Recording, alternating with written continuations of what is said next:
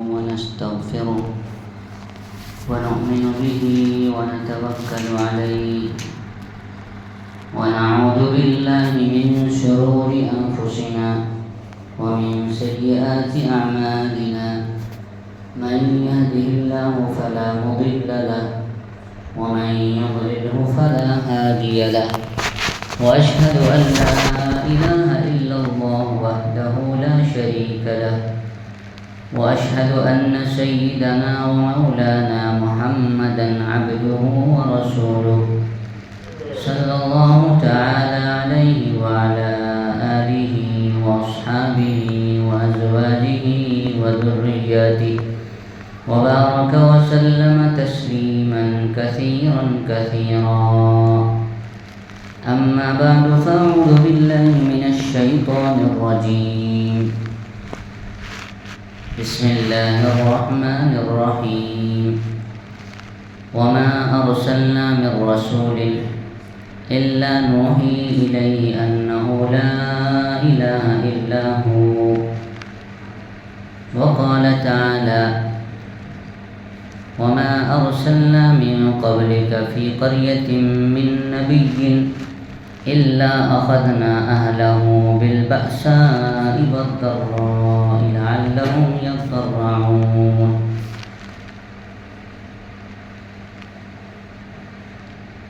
وقال تعالى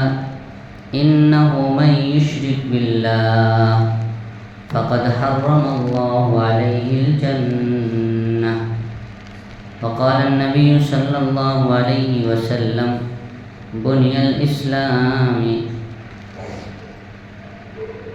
على 5 شهادة أن لا إله إلا الله وأن محمد رسول الله وإقام الصلاة وإيتاء الزكاة وصوم رمضان وحج البيت من استطاع إليه سبيلا آمنت بالله صدق الله العظيم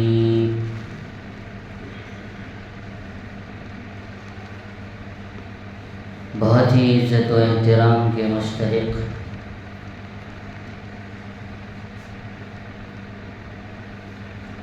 میرے بزرگوں اور دوستوں اور دینی ایمانی بھائیوں،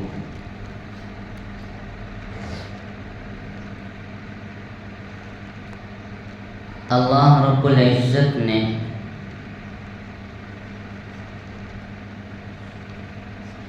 اس کائنات کو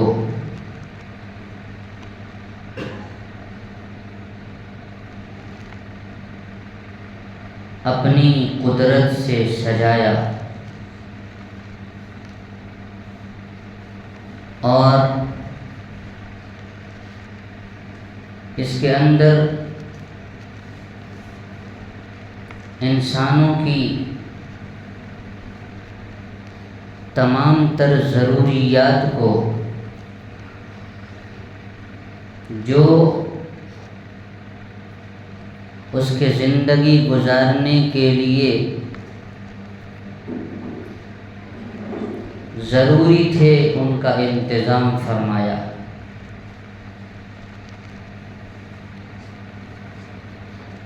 اللہ رب العزت نے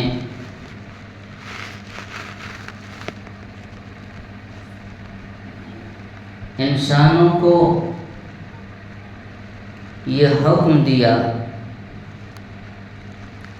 کہ اے لوگو،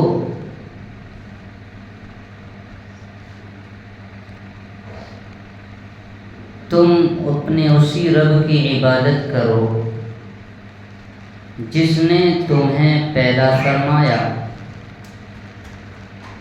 اور تم سے پہلے لوگوں کو بھی پیدا فرمایا۔ یا ایھا الناس اعبدوا ربکم الذی خلقکم والذین من قبلکم لعلکم تتقون۔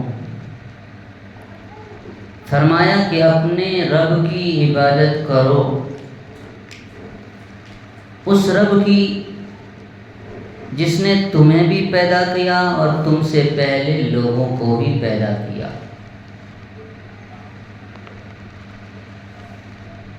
لعلکم تتقون، تاکہ تم تقوی والا ہو جاؤ۔ میرے بھائیوں، اس آیت کریمہ میں اللہ رب العزت نے اپنی عبادت کا حکم دیا، کہا کہ تم جس کی عبادت کرو گے ایسا نہیں ہے کہ انہوں نے صرف تمہیں ہی پیدا کیا، بلکہ اس نے تم سے پہلوں کو بھی اسی نے پیدا کیا۔ ہم سے پہلے اور اس امت محمدیہ سے پہلے بہت سی امتوں کو اللہ رب العزت نے پیدا فرمایا، اور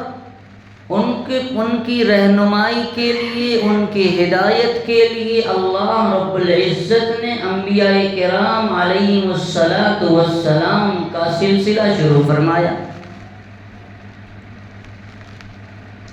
ہر ایک نبی کی یہی دعوت تھی کہ اللہ کی عبادت کرو۔ حضرت آدم علیہ السلام سے لے کر آقا مدنی جناب محمد الرسول اللہ صلی اللہ علیہ وسلم تک جتنے انبیاء کرام آئے، سب نے ایک ہی دعوت دی۔ قرآن کریم میں کئی جگہوں پر ان کو بیان کیا گیا، فرمایا کذبت قوم نوح المرسلین اذ قال لهم اخوهم نوح الا تتقون انی لکم رسول امین فاتقوا اللہ واطیعون۔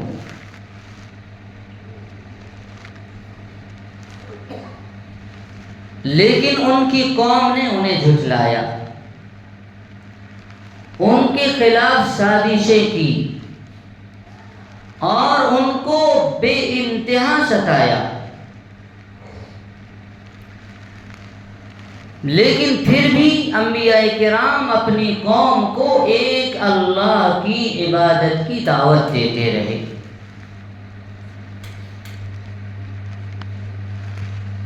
اس دعوت کی پاداش میں ان انبیاء کرام علیہم الصلاۃ والسلام کو ستایا گیا، ان پر زیادتی کی گئی، ان کو جو ہے برا بھلا کہا گیا، طعن و تشنیع کی گئی، لیکن انبیاء کرام علیہ الصلاۃ والسلام نے اپنی قوم کی طرف سے آنے والے تکالیف کو اور پریشانیوں کو برداشت کرتے رہے، اور ہر حال میں انہوں نے ایک اللہ کی دعوت دی۔ ہمارے اور آپ کے آقا جناب محمد رسول اللہ صلی اللہ علیہ وسلم نے بھی ایک اللہ کی دعوت دی اور شرک سے اجتناب کرنے کا حکم دیا۔ قرآن کریم میں بہت سی ایسی جگہ ہیں جہاں پر اللہ رب العزت نے شرک سے منع فرمایا اور شرک کو سب سے بڑا گناہ قرار دیا۔ یہاں تک فرمایا کہ ان الشرک لظلم عظیم، شرک جو ہے سب سے بڑا ظلم ہے، اس سے بڑا کوئی ظلم نہیں ہو سکتا۔ کہ کوئی مخلوق اپنے خالق کی ذات میں اور صفات میں کوئی شریک ٹھہرا دے، اس سے بڑا کوئی ظلم نہیں۔ اور فرمایا انہو من یشرک باللہ فقد حرم اللہ علیہ الجنہ، کہ یاد رکھو جس کسی نے بھی شرک کیا اللہ رب العزت اس پر جنت کو حرام فرما دیں گے۔ احادیث مبارکہ میں آیا کہ اللہ رب العزت دوسرے تمام گناہوں کو معاف کر سکتے ہیں، لیکن اللہ شرک کو معاف نہیں فرمائیں گے۔ احادیث مبارکہ میں اللہ کے نبی صلی اللہ علیہ وسلم نے کئی جگہوں پر ایک اللہ کی عبادت کا حکم دیا۔ چنانچہ حضرت معاذ بن جبل رضی اللہ تعالی عنہ کے بارے میں آتا ہے،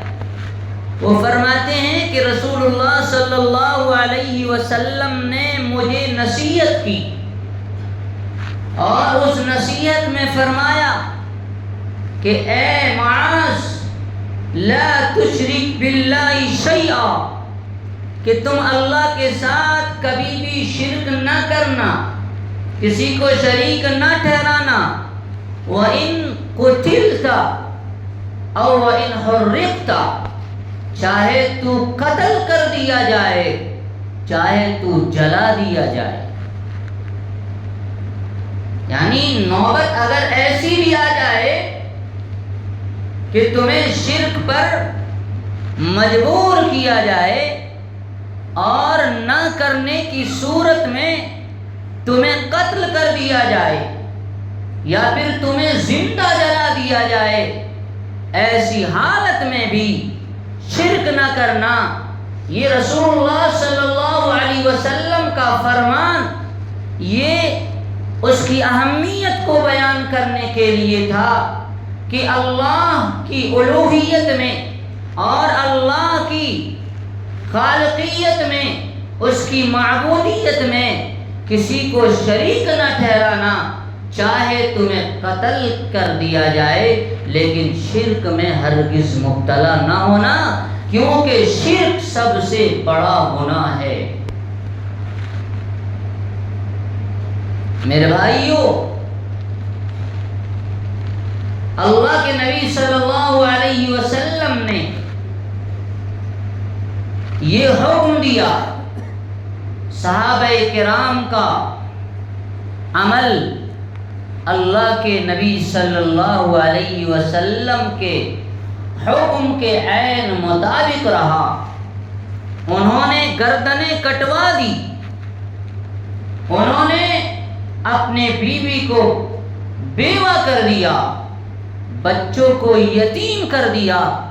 سولی پر چڑھنا گوارا کر لیا، لیکن انہوں نے اللہ کے ساتھ شریک نہیں کیا۔ وہ توحید پر قائم رہے، اللہ کی الوہیت پر باقی رہے، انہوں نے شرک نہیں کیا۔ میرے بھائیو، اسی طریقے سے آپ نے سنا حضرت موسیٰ علیہ السلام کے واقعے میں کہ فرعون نے ان جادوگروں سے کہا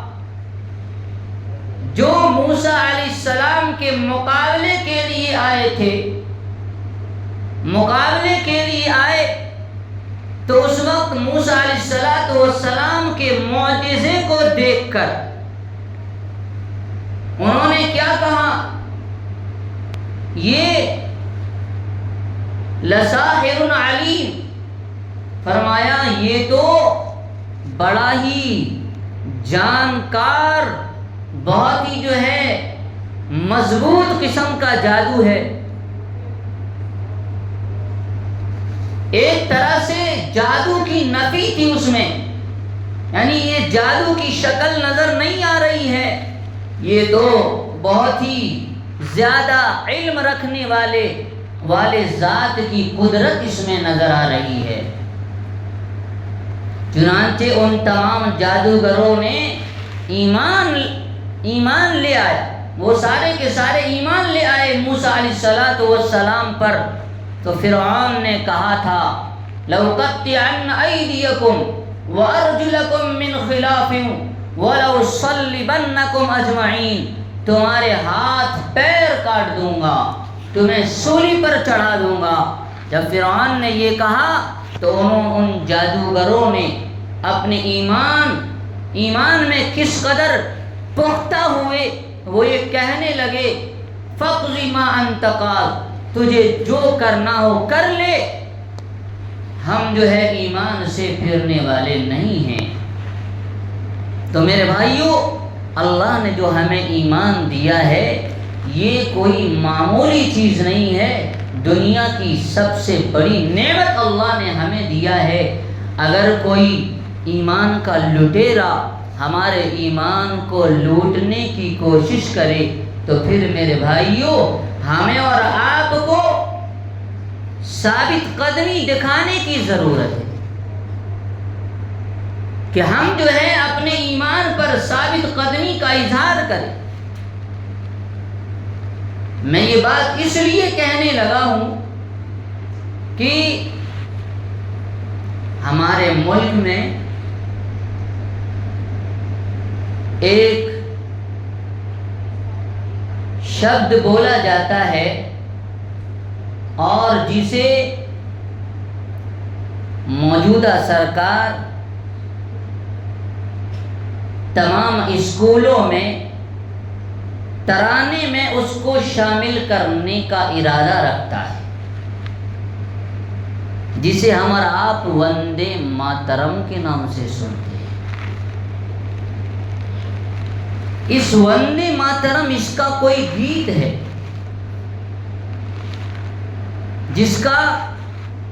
بنانے والا غیر ایمان والا ہے۔ اس نے اس کے اندر ایسے الفاظ جمع کیے ہیں جس کے اندر سے شرک واضح ہو رہی ہے۔ لہذا ہمیں اور آپ کو چوکنا ہونے کی ضرورت ہے کہ ہمارے بچے ان شرکیہ الفاظ سے دور رہیں، اس کی فکر کرنا ہے اور اس بات کا موجودہ حکومت پر دباؤ ڈالنا ہے کہ جو ہے ہمارا دیش، ہمارے ملک کے جو آئین ہیں اس میں ہر مذہب والے کو اپنے مذہب کی تعلیم کے مطابق زندگی گزارنے کا حق دیتی ہے۔ لہذا ہم اپنے اس حق کی وجہ سے ہم اس کا ویرودھ کرتے ہیں، ہم اس کا انکار کرتے ہیں کہ ہمارے بچے ہرگز ایسے الفاظ کہنے کے لیے بالکل تیار نہیں جس میں شرک کی بو آ رہی ہو یا جو شرکیہ کلمہ ہو، کیونکہ یہ ہمارے مذہب کے بالکل خلاف ہے۔ ہماری شریعت اس کی اجازت ہمیں نہیں دیتی۔ لہذا میرے بھائیوں، ایک توجہ تو مجھے آپ حضرات کو یہ دلانی تھی، اس لیے میں نے کہا کہ میرے بھائیوں، اللہ نے جو ہمیں ایمان کی دولت دی ہے اس کو لوٹنے کے لیے طرح طرح سے ہتھ کنڈے اپنائے جا رہے ہیں، طرح طرح کی جو ہے پروپیگنڈے ہو رہے ہیں۔ اس سے ہر مسلمان کو باخبر ہونا ضروری ہے اور اس کے مطابق ہمیں لائے عمل تیار کرنے کی ضرورت ہے، کھڑے ہونے کی ضرورت ہے کہ کسی بھی صورت میں ہمارے بچے ایمان سے دور نہ ہوں، اس نعمت کو کھو نہ بیٹھیں۔ تو میرے بھائیوں، اس بات کی ضرورت ہے کہ ہم اس پر کان دھریں اور توجہ دیں کہ جو ہمارے بچے ہیں، ہمارے بچے جو اسکولوں میں جا رہے ہیں، ابھی یو پی کی سرکار نے یہ اعلان کیا ہے کہ ہر جو ہے اسکول، جو سرکاری اسکول ہیں یا مدرسہ ہے جس کو سرکاری سرپرستی حاصل ہے، ان مدرسوں اور ان اسکولوں میں ان کو لاگو کیا جانے کا اعلان کیا۔ لہذا ہمیں فکر مند ہونے کی ضرورت ہے، اس کے خلاف آواز اٹھانے کی ضرورت ہے۔ جب کبھی ہمارے بڑوں کی طرف سے کچھ اس طرح کی باتیں آئے تو ان پر ہم کان دھریں، دھیان دیں، تاکہ ہمارا ایمان سلامت رہے۔ میں نے آپ حضرات کے سامنے ایک آیت پڑھی جس میں اللہ نے فرمایا وَمَا أَرْسَلْنَا مِن رَّسُولٍ إِلَّا نُوحِي إِلَيْهِ أَنَّهُ لَا إِلَٰهَ إِلَّا هُوَ، کہ ہم نے کوئی رسول ایسا نہیں بھیجا جس کی طرف ہم نے یہ وحی نہ کی ہو کہ کہو لا الہ الا اللہ، یعنی تمام انبیاء کرام علیہم السلام کی یہ تعلیم رہی ہے کہ سب کا کلمہ لا الہ الا اللہ ہونی چاہیے، کہ خالق اور مالک ایک اللہ ہے، اس کی خالقیت میں، اس کی مالکیت میں، اس کی حکمرانی میں، اس کی جو ہے صفات میں، ذات میں کسی کو شریک کرنا یہ خدا کی خدائی کے خلاف ہے، بلکہ خدا اللہ کے خلاف علم بغاوت بلند کرنے کے برابر ہے۔ اس لیے تمام انبیاء کرام علیہ السلام نے اس کی تعلیم دی، اور ہمارے اور آپ کے آقا جناب محمد رسول اللہ صلی اللہ علیہ وسلم نے انہی شرک کو اور کفر کو جو ہے شرک سے اور کفر سے جو ہے مکہ کو صاف کیا، اور سارے کے سارے لوگوں کو ایک اللہ کی طرف دعوت دی، جس پر ہم اور آپ اپنے آقا صلی اللہ علیہ وسلم کی امتی ہونے کے ناطے اس تعلیم کو اپنانا، اس پر جمنا، اس پر استقامت کے ساتھ برقرار رہنا، یہ ہماری اور آپ کی ذمہ داری ہے۔ دیگر انبیاء کرام علیہ السلام نے دعوت دی اپنی قوم کو ایک اللہ کی طرف۔ اس میں بعض وہ لوگ ہوئے جنہوں نے وقت کے نبی کی بات کو مانا، اللہ نے ان کو کامیاب کیا، اور بعض وہ لوگ تھے جنہوں نے وقت کے نبی کا انکار کیا، ان کو جھٹلایا، ان کا استہزاء کیا، ان کا مذاق اڑایا، بلکہ ان کے خلاف علم بغاوت بلند کی، اور ان کے جو ہے جان کے در پر جو ہے اتر کھڑے ہوئے۔ تو اللہ تعالیٰ نے قرآن کریم میں ایسے اقوام کی، ایسے قوموں کی جو ہے قرآن کریم میں مثال بیان کی، اور ان کے واقعات کو بیان کرنے کا مقصد اس امت کو پیغام دینا تھا کہ اے لوگو دیکھو، گزری ہوئی گزشتہ قوموں نے اپنے انبیاء کرام علیہ السلام کی، اپنے نبیوں کی بات کو نہ مانا تو پھر ان کی کیا حالت ہوئی۔ چنانچہ اللہ نے فرمایا وَمَا أَرْسَلْنَا مِن قَبْلِكَ فِي قَرْيَةٍ مِّن نَّبِيٍّ إِلَّا أَخَذْنَا أَهْلَهَا بِالْبَأْسَاءِ وَالضَّرَّاءِ لَعَلَّهُمْ يَضَّرَّعُونَ۔ اللہ تعالیٰ جو ہے کسی قوم کو جب ان کو عذاب دینا ہوتا ہے ان کے بغاوت کی وجہ سے، تو اللہ تعالیٰ کا ایک طریقہ یہ ہے کہ سب سے پہلے چھوٹی چھوٹی آزمائشیں اس پر ڈالتا ہے۔ مثلا آدمی بیمار ہوا، پریشان ہوا، یہ آزمائش ہے اس کے لیے، اور اللہ اس کے ذریعے سے متوجہ کرنا چاہتے ہیں کہ اے لوگو، یہ تم پر مصیبتوں کا آنا، یہ تم پر بیماری کا آنا، یہ تمہارے لیے اللہ کی طرف سے آزمائش ہے۔ تم جب اللہ کے راستے سے جب تم کراس ہونے لگتے ہو اور اللہ سے بے توجہی کا جو اللہ سے بے توجہ ہو جاتے ہو، غافل ہو جاتے ہو، تو اللہ جو ہے تم پر بیماریاں ڈال کر، تم پر کسی مصیبت کو ڈال کر اللہ متوجہ کرنا چاہتے ہیں۔ آج میرے بھائیوں کیسی کیسی بیماریاں پنپ رہی ہیں، کوئی شوگر کا مریض ہے، کوئی ہارٹ کا مریض ہے، کوئی جو ہے کیسے کیسے امراض پیدا ہوئے ہیں، ایسے ایسے امراض جس کا پہلے ہم اور آپ نے نام بھی نہیں سنا تھا، ویسے ویسے امراض شروع ہو گئے ہیں، اور ہمارا مشاہدہ ہو رہا ہے کہ ایسے ایسے بیماریوں میں لوگ مبتلا ہیں۔ میرے بھائیوں، اللہ تعالیٰ نے آیت کریمہ کے اندر گزشتہ قوموں کے واقعات سنا کر یہ بتلانا چاہتے ہیں کہ گزشتہ قوموں کو اللہ متنبع کرنے کے لیے، اپنی طرف بلانے کے لیے کہ بندہ غفلت کا جو شکار ہے اس غفلت کی نیند سے جاگے اور اللہ کی طرف اپنا تعلق اللہ سے قائم کرے،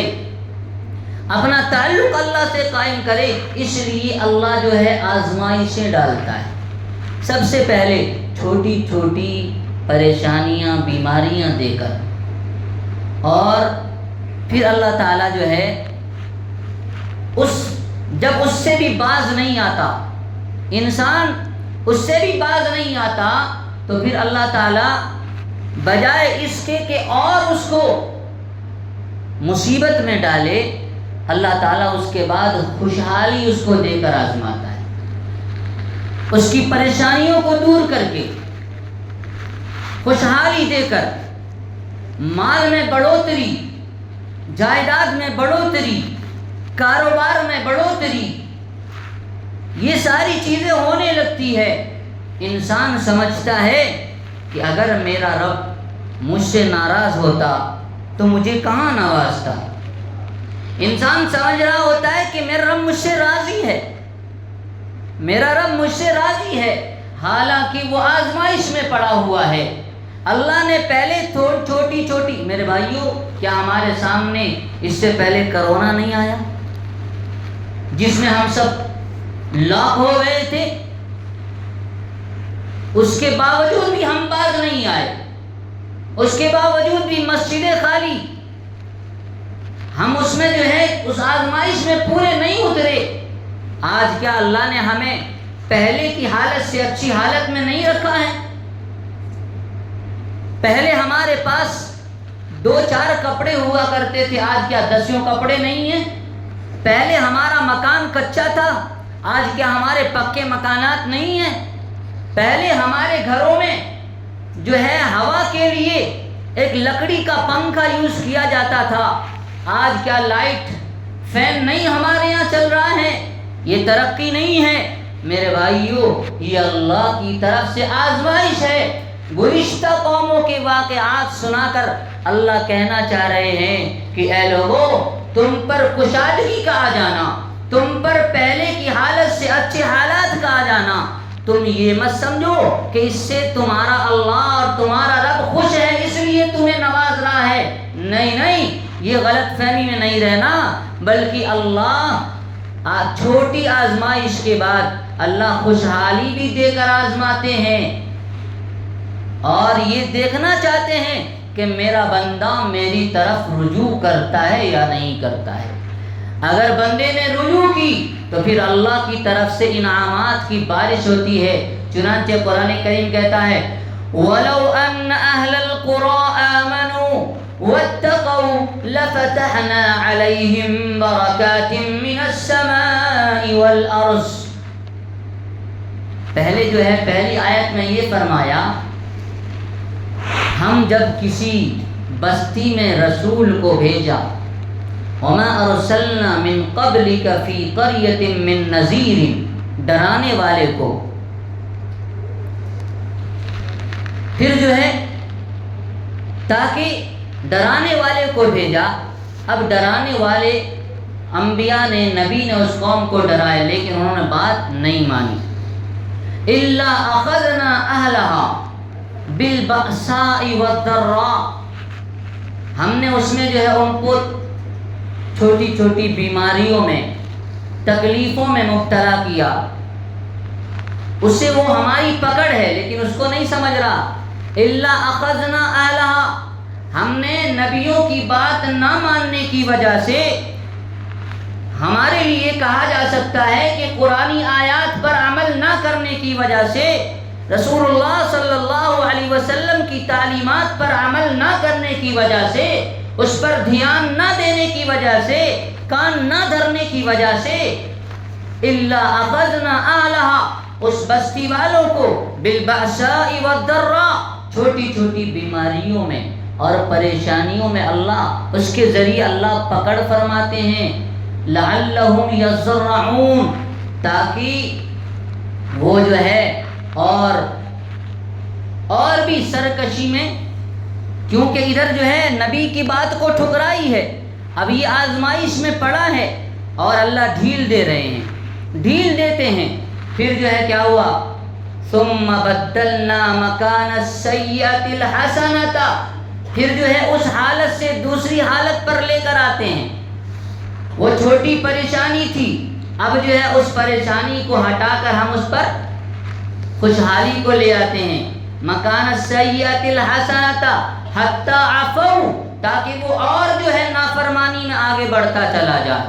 اور بڑھتا چلا جائے۔ انسان سمجھ رہا ہے خوشحالی آ گئی، میرا اللہ مجھ سے راضی ہے، میں جو ہے جو کر رہا ہوں میرے اوپر کوئی پکڑ نہیں آ رہی ہے، میرے تو ماشاءاللہ ابھی میرے کاروبار میں ترقی ہو رہی ہے، انسان سمجھ رہا ہے کہ میرا رب مجھ سے راضی ہے، اللہ کہہ رہے میں اس کو آزماتا ہوں اس طرح۔